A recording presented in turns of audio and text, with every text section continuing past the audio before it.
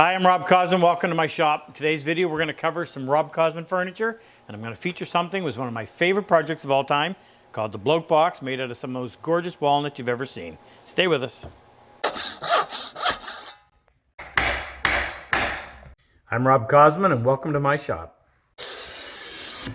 We make it our job to help take your woodworking to the next level. If you're new to our channel, make sure you subscribe and hit the notification bell, which will alert you whenever we release a new video.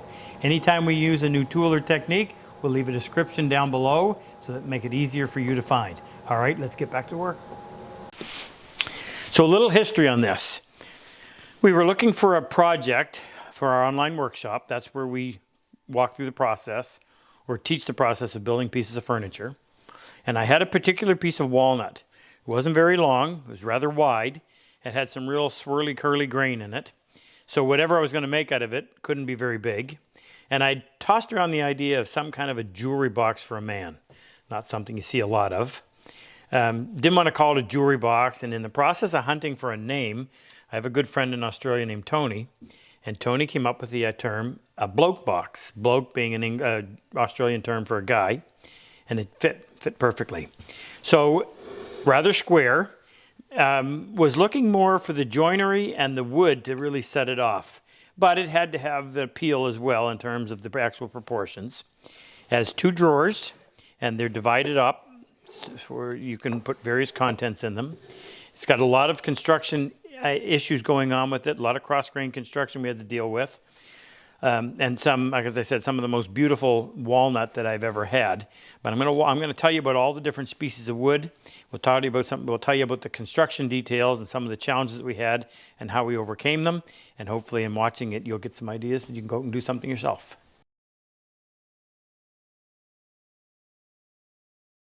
So, as I mentioned, I had a particular piece of black walnut. It was quite wide, wasn't very long. So whatever the project was going to be, it couldn't be very big. In fact, I didn't even have enough for the drawer fronts, so I had to scrape around to come up with an idea for them.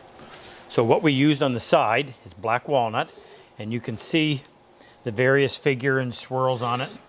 It actually might even be a little bit of crotch where two pieces of wood come together. And so this piece came up, this piece came over, and this piece went down. So that's, if you took those three pieces apart and stretched them out, that's how they fit. Now, this is black walnut, beautiful wood, grows in Canada, parts of Canada and the United States. I love the smell of it. It planes beautifully, it finishes beautifully. There is a downside, and that is that with light exposure, it'll go kind of a gray-brown, which isn't terribly nice.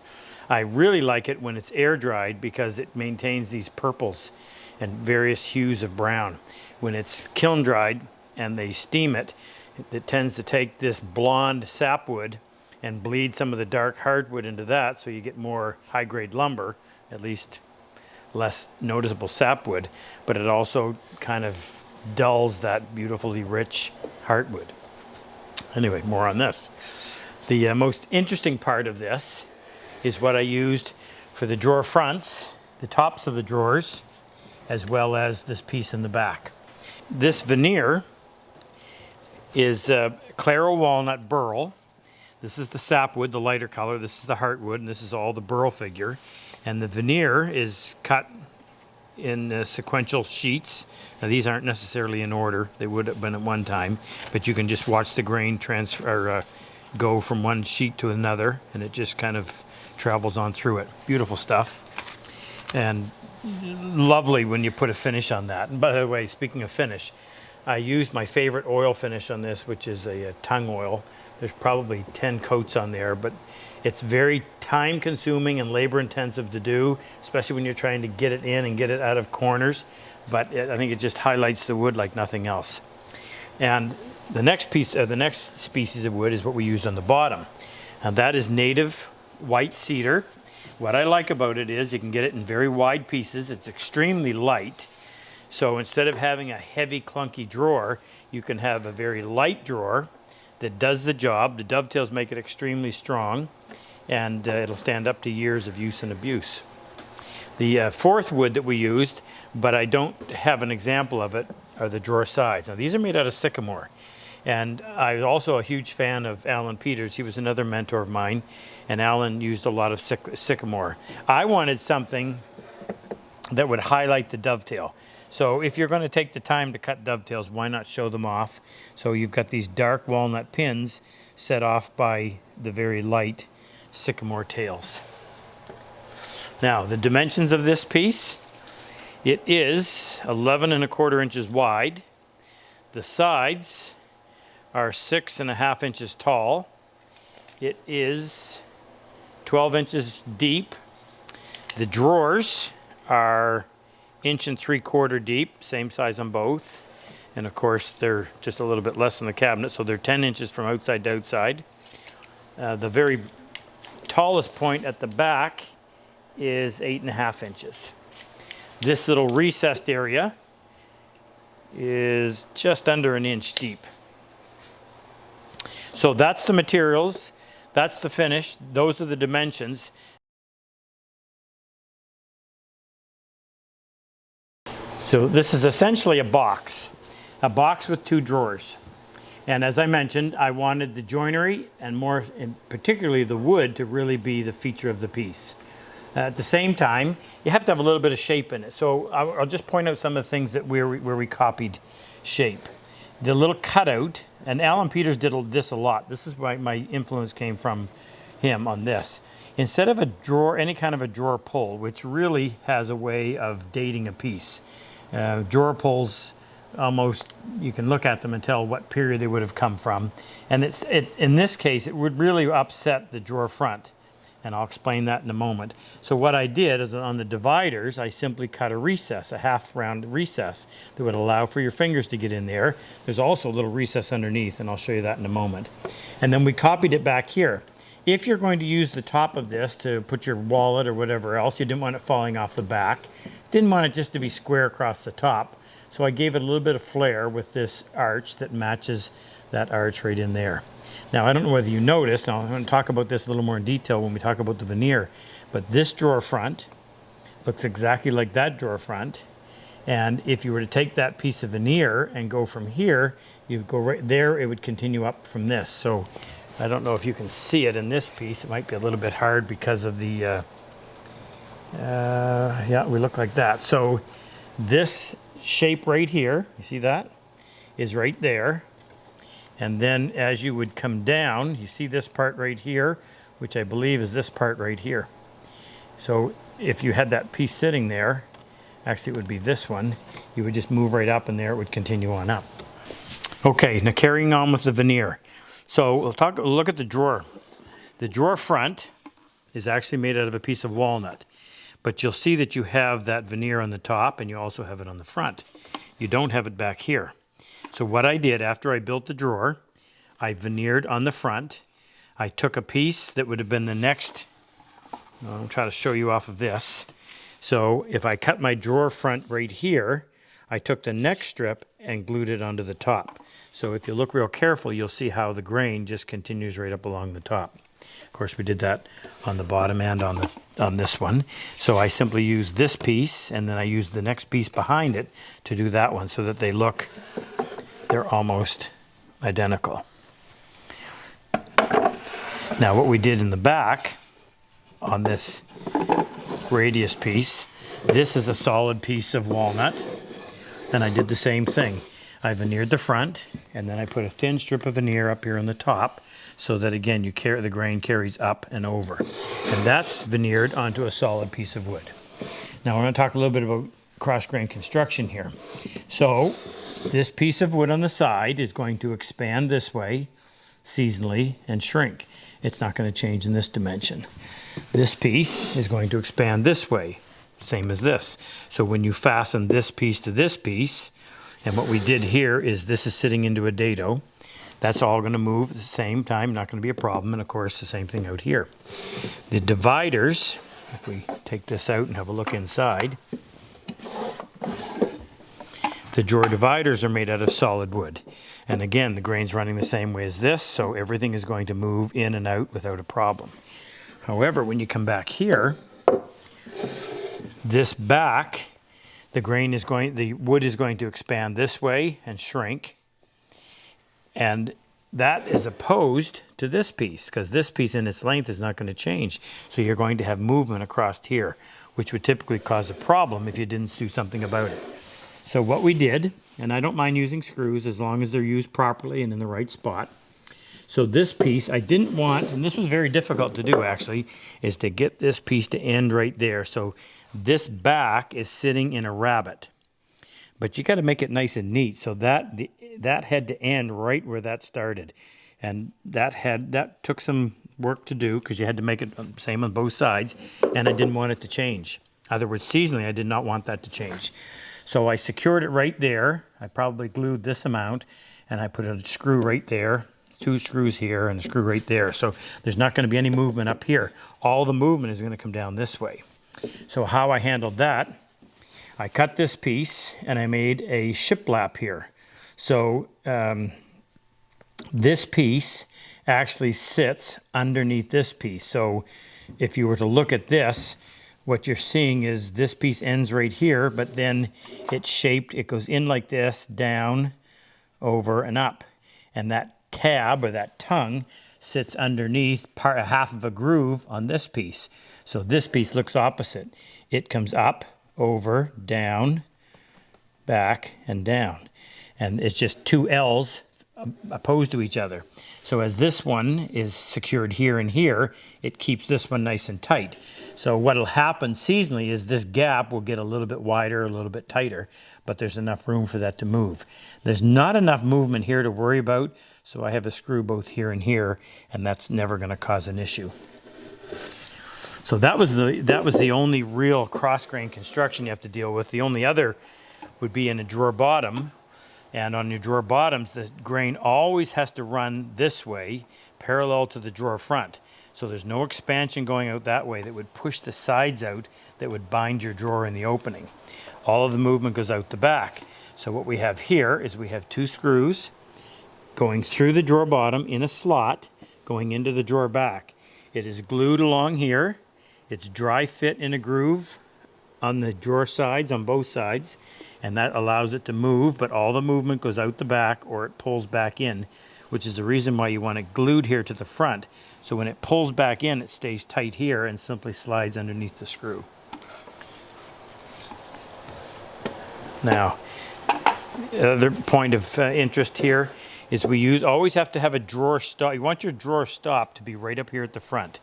If you use the drawer back, as this cabinet shrinks in the dry period, the drawer's not going to shrink. So what you would end up happening is, at some point in the season, the drawer would stick out like that. Another point, it would be stuck in. So you always, if it's a design feature to have it in a particular spot, you want it to stay there. So what happens when this closes, that little ledge right there comes up against that piece of walnut, and that keeps the front always looking the same. And usually folks are interested in knowing how we joined these horizontal pieces to the vertical sides. So this is actually sitting. I always like to shoulder these, which means this. Instead of just putting this piece, let's say that's 5/16 of an inch thick, into a 5/16 of an inch wide groove or dado, where you always run the risk of seeing a bit of a gap, you put a shoulder on it. So in other words, this has a tongue and a shoulder on the top and on the bottom. That way the tongue can be fit perfectly to the dado that you've cut without having to do anything up here. That allows you to go in and plane this off, and you may have to plane a little more at the front or the back, but the shoulder will always give you a nice tight fit up against here. Then what we did is we went in and we secured it with, I think they were 1/4 inch dowels. However, I may be wrong. We may have used 1/8 inch that we made ourselves. Either way, there's multiple dowels in here. A dowel joint in and of itself is not a very good joint, but if there's several of them, the combination of the glue strength and the physical strength of the joint or the dowel, it'll hold. So there's numerous dowels on all of these, and that has held it in place, and I don't expect there to ever be any problem. When I say numerous, I could go back and check if I was watching the video, but I would guess and say that there's 1, 2, 3, 4, 5, 6, probably 6 dowels on each end. Now finally the drawers, and this is where this is the part that I find to be the most fun, Getting that drawer to fit in that opening perfectly is such a challenge, but it is so rewarding when it's done properly. I will warn you, if you haven't tried small dovetails, they are several times harder than regular sized dovetails. They're just, you're working with very small, tight spaces. These are true half blinds. These are through dovetails in the back. Now, interesting story, and I'm admitting to a mistake I would only tell fellow woodworkers. This is sycamore, and I only literally had enough sycamore for 4 drawer sides and 2 drawer backs. And we were filming this process, which means stopping and starting a lot over a period of several weeks. And I had already fit the back to the opening. The next time we came in to film, I'd forgotten that, and I went over and I put this piece, this back, on the shooting board, and I took 2 or 3 passes to clean it up before I realized, oh no, now it was too short for the opening, and you lost that perfect fit, and I had no more sycamore. So we had recently done a video, and we'll leave a link to it, called the board stretcher, where you literally have to make a board longer.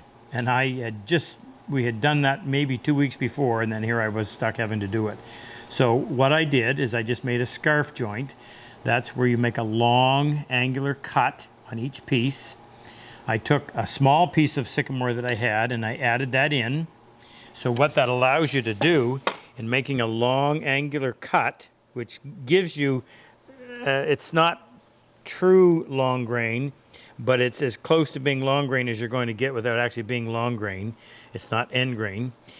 But before you put it back together, by putting a thin piece of sycamore in there, it allows me to pull these 2 pieces apart just enough to give me that extra length that I had lost from those several passes on the shooting board. So it doesn't show up at all on the top. It shows up on the front. Sometimes some woods you can hide it better than others, and it shows up right there, but it's plenty strong and worked well. So sycamore drawer sides, cutting small half blinds, real challenge. Wanted to dress it up a little bit on the inside. Wanted a place to separate your change and various contents. So I decided to put these little pieces in the side. Just makes it easier to get stuff out instead of having to dig into a corner, whether it's just cleaning off the dust or whether it's trying to get change out of there. So there's a little cove molding on both sides. And when we put this in, this could only be glued to the side, not glued to the bottom. That's got to allow it to move, remember, because this one's going to expand, this one isn't, and this piece is not. So that was attached to here. And that was tricky to make too, because if I remember correctly, this entire piece was made just with hand tools. So it was a challenge. Now these pieces are just, I think they're just dry fit. So you've got a notch cut on both pieces, but in order to have a little chamfer on here, because you don't want to be reaching down in and touching a sharp corner. So if you had left this piece and this piece the same height, and then you cut those corners off, you'd end up having a gap where these two meet because of the chamfer. So what I did is I made these pieces a little bit taller. That way I could chamfer the sides. And then these pieces being a little bit shorter, I could chamfer the sides and you still get a nice tight fit. So there's a notch cut out of this and a notch cut out of that. That cove molding in there. Now that's the top drawer. On the bottom drawer, I did the same thing, just a little different spacing. Can't even remember why I did this specifically like this, but it just gave you a little variation in the size of the openings. And there's your drawer bottom. There's the little recess I talked about, and I just cut that out with a gouge, a handheld gouge, just enough of a recess so that when you're grabbing a hold of it like that, your finger goes up in there and you can hold on to it. So this is our bloke box. Great project. Took a lot of time just because of all the details. By the way, also when you make a drawer, what I like to do is just cut a little chamfer on the top of these, on the top at the back of the true drawer sides. So two drawer sides. So when you put them in, it's easier to enter it into the hole. But then once you go, you have good contact. And to check the fit, no detectable side-to-side movement. If you have any side-to-side movement, you've lost your fit. There has to be a little bit of up and down movement to allow for seasonal expansion. In this case, the cabinet's not going to change its opening. The drawer is going to expand in this direction. Check this one. No detectable side-to-side movement, just a little bit top to back, front to back, top to bottom. And of course the test is, can you close it by pushing in on the corner and not have it bind? Thanks, Tony. Great name. That's the Bloke Box. If you enjoy my method of work and like my style of teaching, click on any one of these videos to help take your woodworking to the next level. Now, I've always said, better tools make the job so much easier. If you click on the icon with the plane and the chisel, it'll take you to our website, introduce you to all of our tools that we actually manufacture right here, as well as our workshops, both in person and online. Good luck.